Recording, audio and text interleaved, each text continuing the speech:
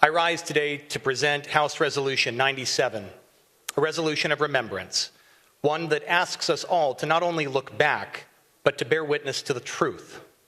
We gather today in this hallowed chamber to commemorate the Armenian Genocide, and let's be clear about what it was: a systematic and premeditated campaign of violence and murder orchestrated by the Ottoman Turkish Empire. On Thursday in my district and across this great state, and frankly across the globe, we will mark a solemn occasion. The Armenian Genocide began on April 24th, 1915, and led to the deaths of more than 1.5 million Armenians over 8 long and horrific years. The lives lost, and I mentioned this last year, 1.5 million, it's an astounding number. It's easy to say, but when we really think about what that means, these were mothers and fathers, sisters and brothers, murdered. Hundreds of thousands of Assyrians, Greeks, and Christians also perished, and one of the most atrocious violations of human rights in our global history.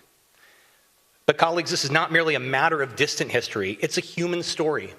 It's a story of families uprooted, of cultures nearly erased, of voices that were silenced but never forgotten. Survivors carried their memories across generations, building new lives in new places while holding on to the truth of what they endured. Their resilience is extraordinary. It is one of the things that I admire most about the Armenian American community, and a source of strength and inspiration for me every day. But it doesn't diminish the gravity of what was lost. Why are we here today? Why does this matter?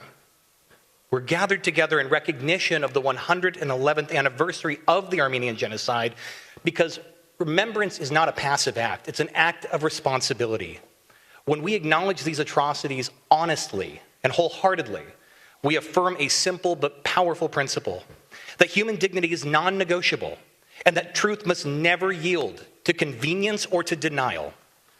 As a legislative body and as elected officials, it is our duty to ensure that our nation and our world recognize the genocide and the countless lives lost during this dark chapter of our history.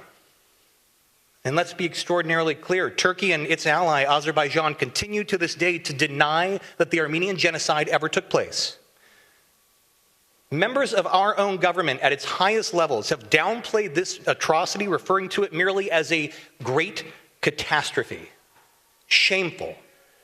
Denying the atrocities, remaining silent, or even intentionally avoiding the use of the word genocide to describe this historical event is tantamount to complicity. Silence invites reoccurrence. Please allow me to be clear. This resolution doesn't seek to reopen old wounds.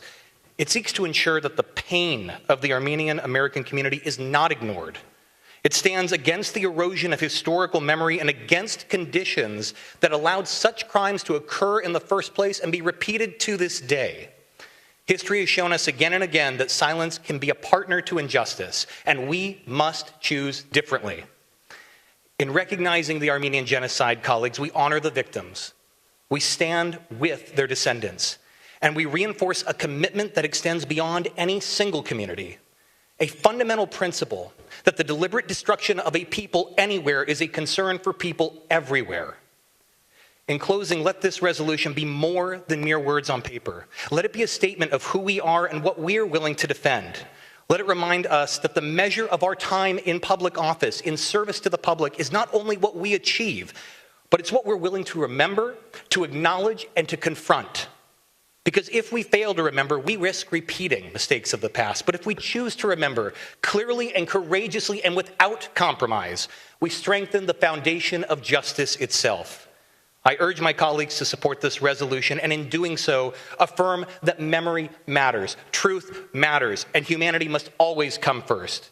I respectfully, at the appropriate time, Mr. Speaker, ask for your aye vote on H.R. 97 and that the first roll be open for co-authors.